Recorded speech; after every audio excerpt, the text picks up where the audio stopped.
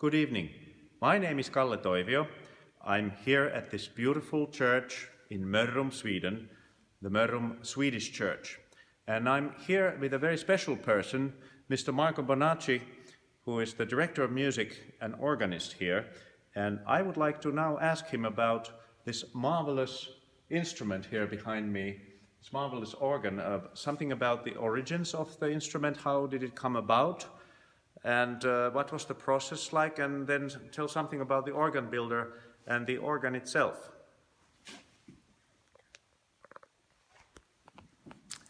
Hello, my name is Marco Bonacci, and as my highly esteemed colleague Kalle Toivio told, I'm organist here in this church. I've been here since 2013. When I came here, so we had an instrument from 1961, if I remember right, which wasn't anything special, anything worthy of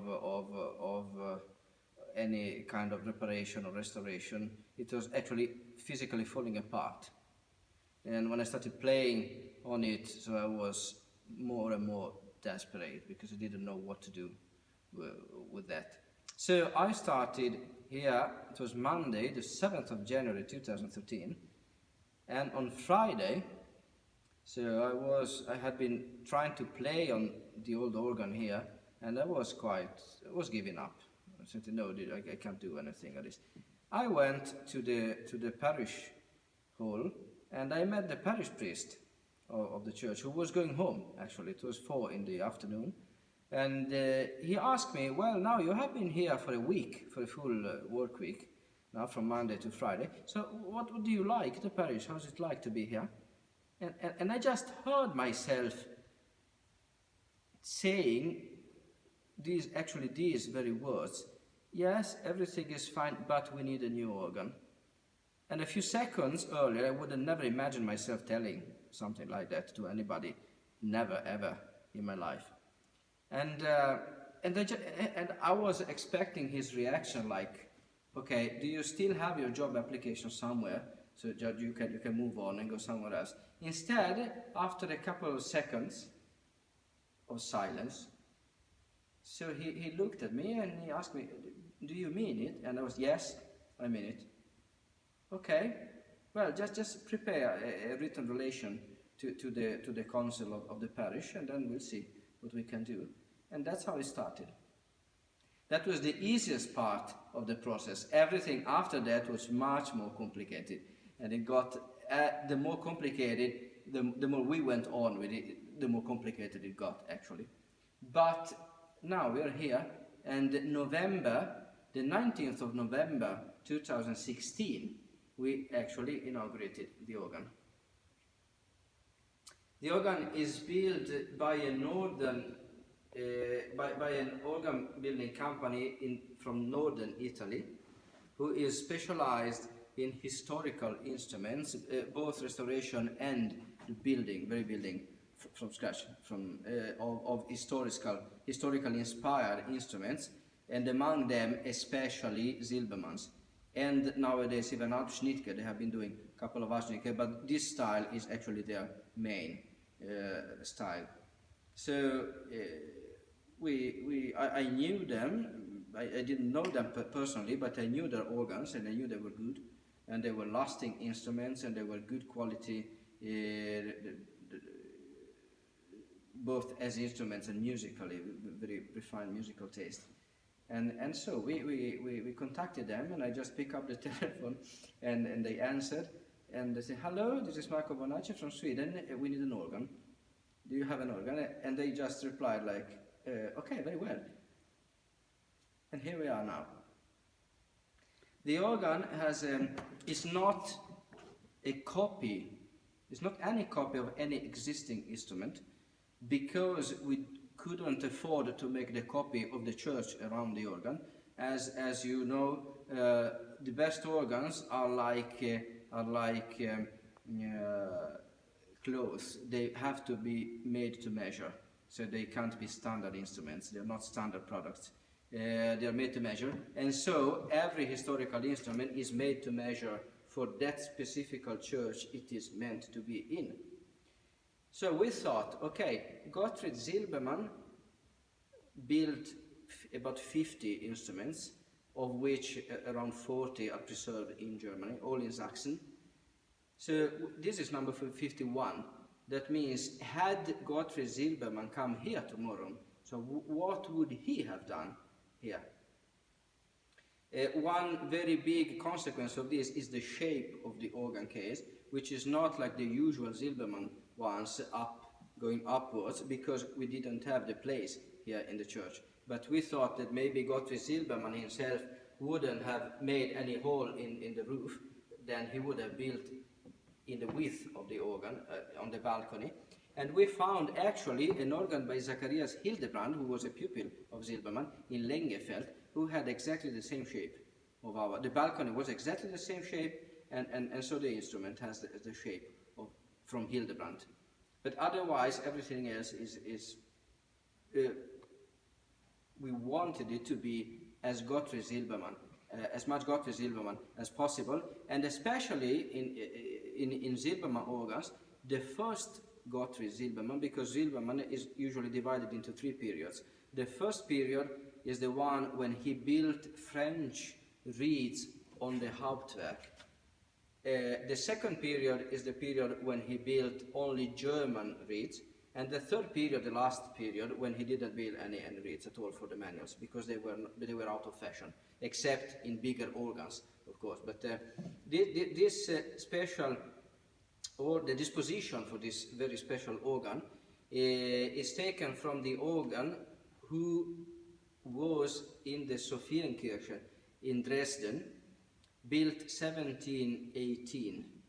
And that's the organ where Johann Sebastian Bach played before they built in the 30s. They built the bigger ones, the bigger Silbermann organs. And that's the church where Wilhelm Friedman Bach got his first appointment as an organist. That very organ was preserved until 1945, and then it was destroyed during the last bombing of Dresden. So and it has never been built again.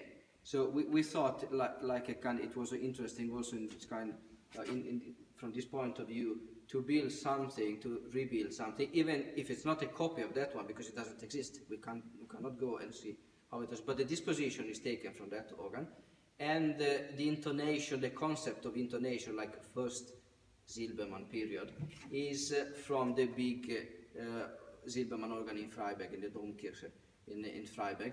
Of course, made to measure for our church, which is slightly smaller than the Domkirche in Freiberg.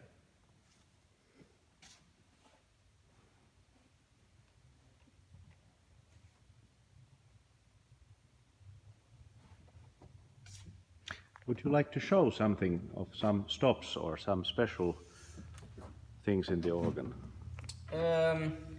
Well, particularly,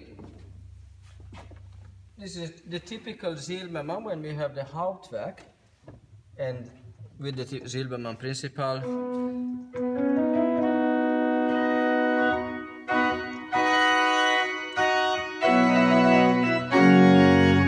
And the tertia, because Silbermann, not everybody knows that Silbermann did not build the tertia in the mixture, but he built it separate. All other organ builders in Sachsen build the tertia into the mixture, so you can't avoid it. You just have to have a mixture and a sesquialtera together, so you can't skip it. But Silbermann, who had studied abroad in Alsace and in Paris actually, so he knew that not everybody likes to have the tertia in the mixture. It gets a little bit too kind of reedish.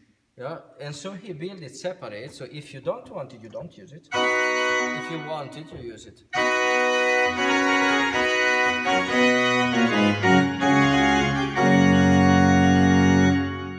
Then we have very, very classical Silbermann mixture. Then we have the French reeds for the Hauptwerk, for the manual. That means the trumpet, 8 foot, and the clairon, 4 foot, which of course are meant to be used together.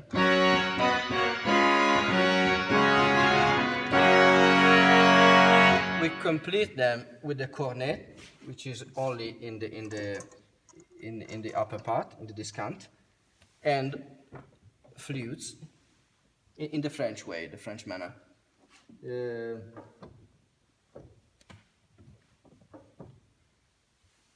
By instance, like this. You can build a grand jeu with a chrome horn on the positive.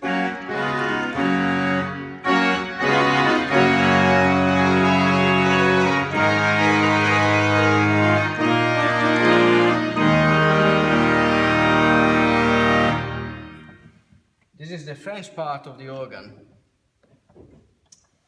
Then we have, of course, some rococo registers, stops in English, and like this wonderful Silbermann sifflet.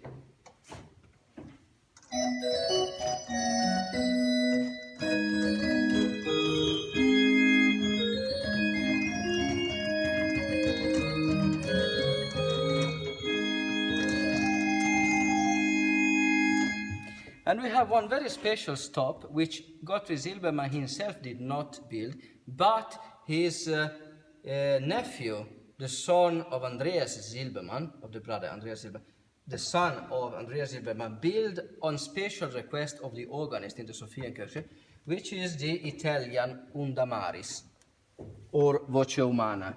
This is actually an Unda Maris because it's a little bit wider, it's broader. This one, which works very well together with the Gedacht.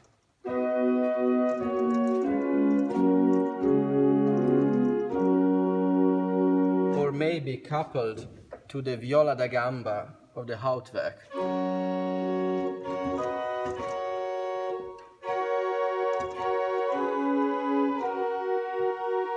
Or even with the Silbermann principle.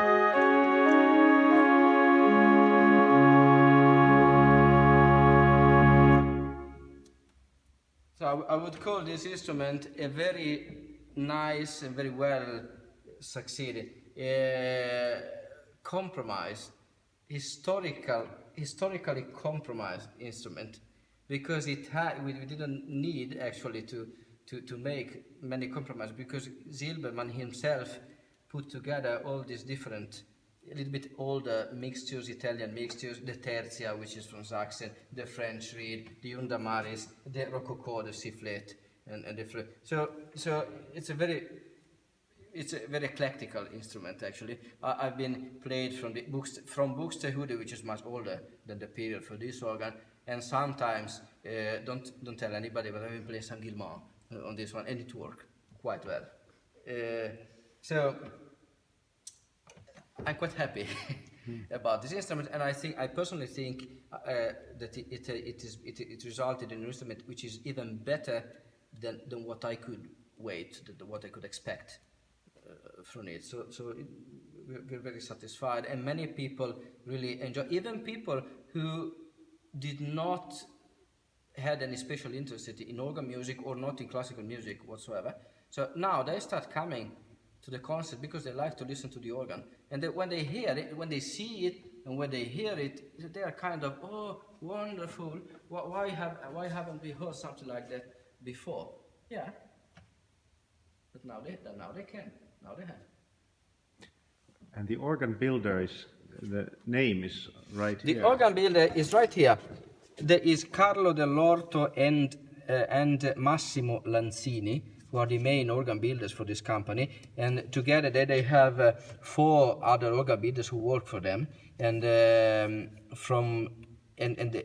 4 of them were here doing this organ. So the 2 main organ builders and 2 builder together with them, because they are all specialized.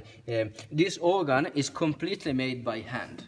So everything is done by hand, everything has been made to measure, all material is bought especially for this organ. All pipes are done from the beginning for this organ. So everything is really, and so they have, the one organ builder is more specialized in making the pipes, the other one is more specialized in this kind of in mechanical small things. Carlo Dell'Orto himself made the prospect of the organ by using the proportio aurea, like they did actually in Silbermann-style. And earlier in history, so he make a study of the balcony, of the proportions of this part of the church and the balcony, and in it, so by using the proportio aurea and dividing the proportio aurea, so he made the prospect of the organ. And then Massimo Lanzini is the one who tuned the organ, and he's a very good tuner. Which city are they based? Which area? They come from north of Milan, actually, from Lago Maggiore, from the Maggiore Lake, Lago Maggiore Lake, which is about half an hour, roughly an hour, north of Milano.